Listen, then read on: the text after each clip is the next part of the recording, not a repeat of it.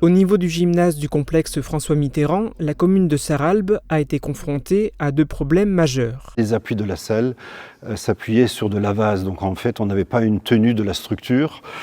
On a fait donc des sondages de sol qui ont bien confirmé cette problématique. Et puis un deuxième élément qui est apparu lors du début des travaux, c'est que le dallage en lui-même qui devait faire 12 à 13 cm d'épaisseur, eh bien à certains endroits on se retrouve, c'est ce que j'ai là entre les mains, avec une épaisseur de 2 à 3 cm. Donc le travail n'a pas été fait comme il aurait dû être fait. Le bureau de contrôle a-t-il fait son travail correctement? J'ai des gros doutes.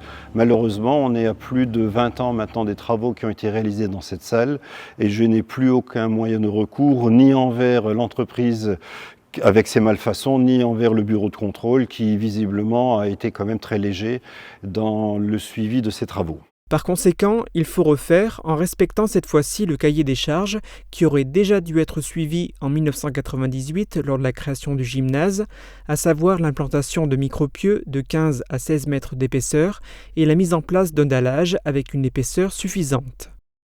Ces travaux imprévus ont commencé en juin, après la fin de la saison sportive, des handballeurs et des volleyeurs.